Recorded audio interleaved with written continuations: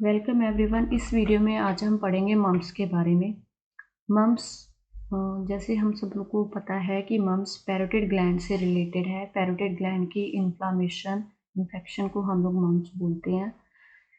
जैसे कि आप इस पिक्चर में देख सकते हैं कि पैरोटिड ग्लैंड्स जो है वो हमारे माउथ के एरिया में पड़ी होती है। ये डक्ट ऑफ स्टेंसिस है। इसके साथ ही जो मम्प्स है वो सबलिंगुअल और सबमैंडिबुलर ग्लैंड्स को भी इफ़ेक्ट करता है।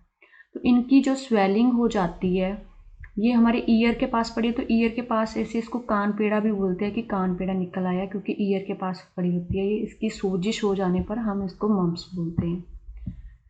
तो जो मम्प्स है वो एक आरएनए वायरस की इन्फेक्शन की वजह से होती है, जिसको कि एक फैमिली में डाला गया है, रूबेला वायरस फैमिली।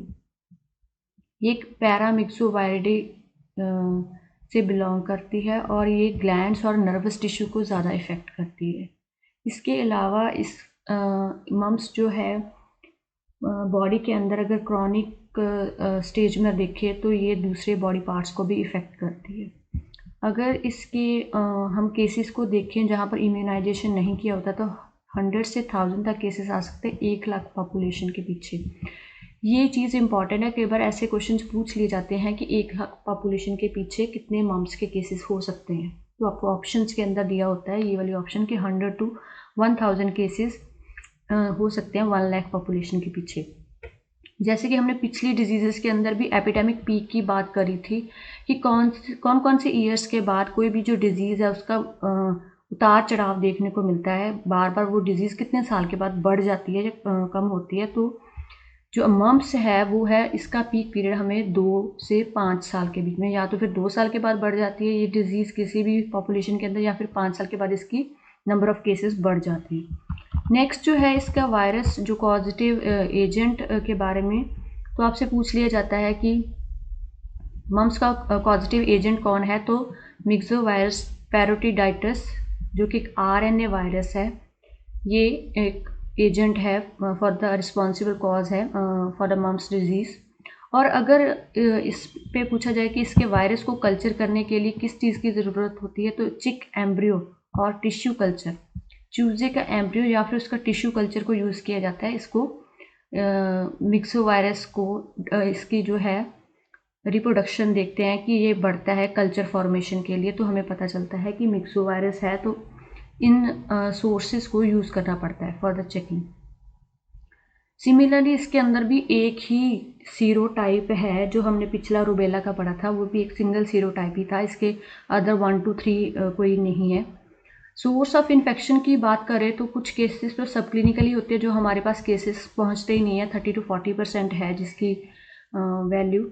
और इसका जो वायरस है वो हम स्वैब लेके मुंह से स्लाइवा से स्वैब लेके हम लोग इसको कल्चर करवा सकते हैं स्वैब को। ये जो स्वैब है फ्रॉम द स्टेंसिस डक्ट से हम लोग लेंगे।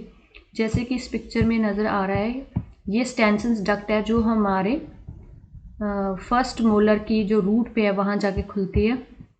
तो इसको वहाँ से हम लोग स्लाइवा कलेक्ट करते हैं और इसको लेबॉर्ट्री में कल्चर के लिए भेजा जाता है। और कल्चर के लिए चिक एम्ब्रियो और टिश्यू कल्चर एम्ब्रियो का यूज़ करके हम लोग इसका जो है कल्चर प्रिपेयर करते हैं। इसके अलावा ये हमारे ब्लड में भी मिलता है, यूरिन, CSF और ह्यूमन मिल्क के अंदर भी इसका जो है कल्चर हम बनाने के लिए यूज़ कर सकते हैं, या ये पता करने के लिए कि पेशेंट के अंदर ये वायरस अवेलेबल है कि नहीं है। तो इन सारी चीज़ों का इस्तेमाल करते हैं। नाउ जो है इसका जो इंक्यूबेशन पीरियड वो क्या है, और ये कब तक कोई भी पेशेंट जब वो इंक्यूबेशन पीरियड के बाद उसमें सिम्टम्स डेवलप होते हैं तो कितने दिन तक उसको आइसोलेट करके रखना चाहिए। 4 से 6 दिन आप कह लो कि पहले इसके सिम्टम आने से पहले और सिम्टम आने के 1 हफ्ता बाद तक कोई भी पेशेंट मम्प्स को ट्रांसमिट कर सकता है। वो पेशेंट जिसके अंदर मम्प्स है, सिम्टम आने के 4 से 6 दिन पहले और सिम्टम अपीयर हो जाने के 1 वीक बाद तक वो किसी को भी थ्रू द ड्रॉपलेट इन्फेक्शन वो मम्प्स दे सकता है। Period of maximum infectivity is just before at the onset of the parotitis। जब तक कि inflammation of the parotid gland start होता है तब तक बहुत ज़्यादा इन्फेक्टिविटी के चांसेस होते हैं। सेकेंडरी रेट अटैक रेट के अंदर इसमें क्या कहा जाता है कि किसी प्राइमरी बंदे से दूसरे बंदे के अंदर जाना चांसेस 86% तक होते हैं। अब हम बात करेंगे कि इसका जो है एज ग्रुप क्या है। मोस्टली ये छोटे बच्चों में इफ़ेक्ट करता है। नए वर्जन के अंदर तो आपको 5 से 9 ईयर तक नज़र आ रहा है, लेकिन पुराने वर्जन के अंदर ये 5 to 15 ईयर्स था। तो ऑप्शन के हिसाब से हमें आंसर देना पड़ेगा। अगर 5 to 9 नहीं है तो 5 to 15 ईयर्स तक के बच्चों को ये क्या है, मम्स हो सकता है। और जो मम्स है इसका जो इंसिडेंस है, इसका जो इफ़ेक्ट करने का पावर है वो मीज़ल्स, चिकन पॉक्स और वूबिंग कफ से ज़्यादा है। और इसके अंदर इम्यूनिटी की बात करें, एक बार जिस पर्सन को ये हो गया मम्स, उसके बाद उसको लाइफ लॉन्ग इम्यूनिटी मिल जाती है, similarly like the chicken pox, measles etcetera. Most of the infants जो 6 साल से कम एज 6 मंथ्स के कम एज के होते हैं वो इम्यून होते हैं। यही कारण होता है कि बहुत सारे इंजेक्शंस का टाइम पीरियड उसी हिसाब से रखा जाता है जब तक उनके अंदर मैटरनल एंटीबॉडीज़ बनी रहती हैं, उनको वो वाली डिजीज़ नहीं होता। और जब वो एंटीबॉडीज़ ख़त्म होने लगती हैं तब जो है इम्यूनाइजेशन का चार्ट अगर हम देखें तो उसके अंदर वो इंजेक्शन लगा दिया जाता है, और ताकि इस डिज़ीज़ को प्रिवेंट किया जा सके। जैसे कि MMR की बात कर रहे हैं तो 6 मंथ्स तक मदर की एंटीबॉडीज़ प्रेजेंट होती हैं, फिर ये डाउन जाना शुरू कर देती हैं, और उस बच्चे के अंदर इम्यूनिटी पैदा करने के लिए इन डिजीज़ से, इन्फेक्शियस डिजीज़ से बचाने के लिए हमें इंजेक्शन देना पड़ता है। अगर हम एनवायरमेंटल फैक्टर की बात करें तो ये काफ़ी इंडेमिक डिजीज़ है। मम्प्स काफ़ी ज़्यादा फैलता है और ये विंटर एंड स्प्रिंग के सीज़न में ज़्यादा होता है। जहाँ पर ज़्यादा लोग रहते हैं वहाँ पर ये ज़्यादा होता है। ड्रॉपलेट इन्फेक्शन से और डायरेक्ट कॉन्टैक्ट से ज़्यादा फैलता है। इसका जो है incubation period 2 to 4 weeks, usually 14 to 18 days. ये फिगर जो है हर एक डिज़ीज़, हर एक इन्फेक्शियस डिजीज़ के अंदर इम्पॉर्टेंट है कि इसका इंक्यूबेशन पीरियड क्या है। अगर हम इसके क्लिनिकल फीचर्स की बात करें तो कुछ केसेस तो इसके नज़र ही नहीं आते जो कि सब क्लिनिकल रहते हैं। और इसके अंदर जो है पैरोटिड ग्लैंड्स की सोजिश हो जाती है, पेन होती है, सब मैंडिबुलर और सबलिंगुअल ग्लैंड्स की भी स्वेलिंग हो जाती है। चाइल्ड कंप्लेन करता है कि उसके कान में दर्द हो रहा है और उसके साथ में एक स्वेलिंग भी नज़र आती है, जिसको कि हम लोग कान पेड़ा बोलते हैं। पेन और स्टिफनेस तो होती है माउथ ओपनिंग पर। इसके अलावा मम्प्स जो है वो हमारे डिफरेंट पेशेंट्स के अंदर, मेल्स के अंदर जैसे टेस्टिस, फीमेल्स के अंदर ovaries, pancreas, prostate, central nervous system, इसको भी इफ़ेक्ट करता है। सीवियर केसेस के अंदर फीवर भी हो सकता है, हेडेक हो सकता है, और कुछ सिम्टम्स हैं जो इसके 3 से 5 दिन तक रहते हैं, और धीरे धीरे ये स्वेलिंग जो है 2 हफ्तों के अंदर सबसाइड हो जाती है। अगर कॉम्प्लिकेशन की बात करें तो इसकी कॉम्प्लिकेशन से पूछे गए क्वेश्चन से इंपॉर्टेंट है। मेल्स के अंदर पूछे तो हम लोग ऑर्काइटिस लिखेंगे, that is inflammation of the testis. Females के अंदर पूछा तो ओवराइटिस लिखेंगे, ये बात हमें ध्यान में रखनी है। किसी भी किस्म का जो आइटिस है, जो इन्फ्लामेशन है, क्वेश्चन अगर पूछा गया है कि मम्प्स के बाद कौन सा जो है कॉम्प्लिकेशन इनमें से मिलेगा, तो कोई भी आइटिस हो सकता है। हमारी फर्स्ट ऑप्शन होगी उसमें ऑर्काइटिस, अगर फीमेल पूछा तो ओवराइटिस, उसके बाद जो भी आइटिस पूछा होगा उसका हम आंसर लगा सकते हैं। इसके बाद है जैसे कि दिया है कि टेस्टिकुलर स्वेलिंग जो है वो डिनोट करती है ऑर्काइटिस के अंदर, पर इसके ऑर्काइटिस के बाद ऐसा नहीं है कि पेशेंट के अंदर इनफर्टिलिटी प्रोड्यूस हो जाएगी, ऐसा कुछ नहीं होता है। ऑर्काइटिस के साथ साथ इसमें हाई फीवर भी हो सकता है, और इसके बाद 7 to 10 days after the onset of the inflammation of the parotid glands ये ऑर्काइटिस है जो डेवलप हो जाता है पोस्ट प्यूबर्टल मैन के अंदर। Orchitis 7 to 10 days after the parotid gland की स्वेलिंग के बाद 7 से 10 दिन के अंदर जो है ऑर्काइटिस डेवलप हो सकता है। There might be bilateral orchitis which is rare one. Upper abdominal pain, nausea, vomiting अगर हो तो उसमें पैनक्रियाटाइटिस हो सकता है। नोजिया वॉमिटिंग है तो हमें पैनक्रियाटाइटिस के डायग्नोसिस के लिए जाना पड़ेगा, जिसके लिए हमें पैनक्रियास के एंजाइम्स को टेस्ट करवाना पड़ता है। सीरम अमाइलेज और सीरम लाइपेज हम लोग टेस्ट करवाते हैं उसके लिए। इसके बाद फीमेल्स के अंदर ओवराइटस दैट इज़ द ओवराइटस हो सकता है, दैट माइट बी यूनिलेटरल और बाइलेटरल।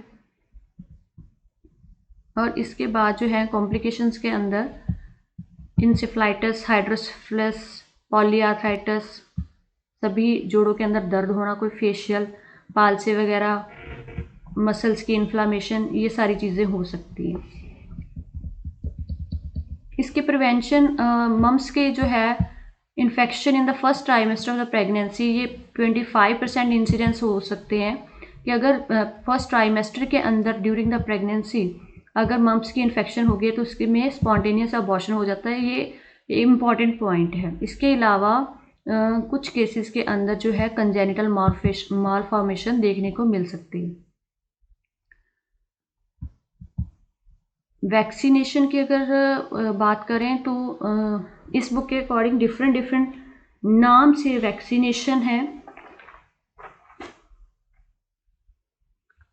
जो कि आप देख सकते हो स्क्रीन के ऊपर। ज़ैरिलिन, RIT 4385, लेनिनगार्ड 3, एल्ज़ेगबर्ग, उर्बेन स्ट्रेन्स, ये सब यूज़ किए जाते हैं मम्स की प्रिवेंशन के लिए। इसके अलावा लाइव एटीन्यूएटेड जो मम्स का वैक्सीन स्ट्रेट है वो लिमिटेड स्केल पर यूज़ किया जाता है, दैट इज़ होशियोनी, टोराई एंड NKM 46। ये चीज़ों के बारे में हमें जानकारी होनी चाहिए कि कौन से मास प्रोग्रामिंग के लिए यूज़ किया जाता है, कौन से लिमिटेड स्केल के लिए यूज़ किया जाता है। जैसे कि आप देख सकते हैं कि रूबिनी जो वैक्सीन है वो WHO द्वारा नेशनल इम्यूनाइजेशन प्रोग्राम में यूज़ नहीं किया जाता, क्योंकि इसकी जो इफेक्टिवनेस है वो कम है। इसका जो है 0.5 ml दिया जाता है इंट्रामस्कुलरली, और डिटेक्टेबल एंटीबॉडीज इंजेक्शन लगाने के बाद 96% केसेस के अंदर जो है वो मिलती है।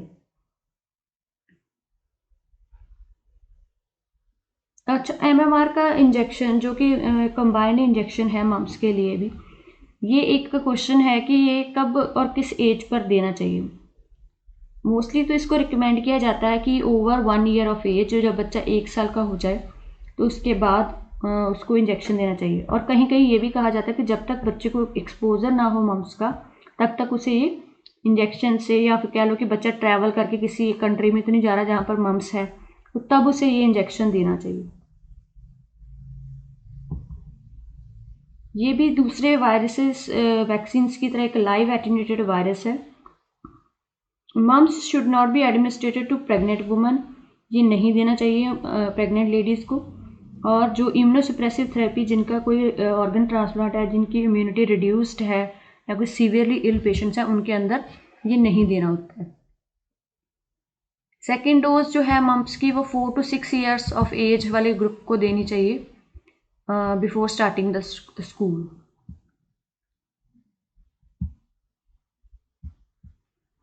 इसके अलावा जो है कंट्रीज़, डिफरेंट कंट्रीज़ के अंदर इम्यूनाइजेशन जो प्रोग्राम है WHO के द्वारा चलाया जाता है, जिनके अंदर ताकि वो मम्स को जो है कंट्रोल किया जा सके according to the situation in their countries. अगर सर्वाइलेंस की बात करें तो सर्वाइलेंस कैसे करते हैं मम्स का।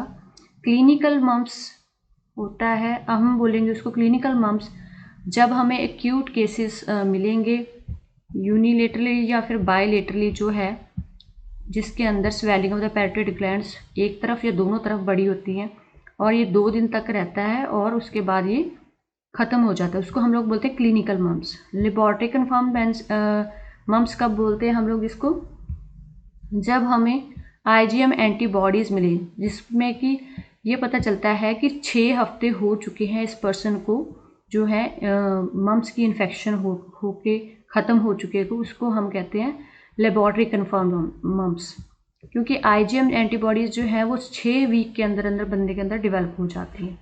और इसके अलावा जो है IgG का जो टाइटर है वो 4 गुना बढ़ जाता है उस पर्सन के अंदर जिनको मम्स हुआ होता है। ये हमें उसका पता चलता है अगर हम उसके सलाइवा से यूरिन से या CSF को अगर हम कल्चर करके देखते हैं कि इसके अंदर इन यूरिन के अंदर, सलाइवा के अंदर, CSF के अंदर IgG टाइटर जो है 4 गुना बढ़ गया है, तो हम उसे लेबोरेटरी कन्फर्म्ड मम्प्स बोलते हैं। एपिडेमियोलॉजिकली कन्फर्म्ड मम्प्स क्या होते हैं? जिसके अंदर लेबोरेटरी कन्फर्म्ड मम्प्स केसेस जो हमें मिलते हैं उनको हम लोग एपिडेमिक घोषित करते हैं, जो कि लेबोरेटरी में कन्फर्म हो चुके होते हैं।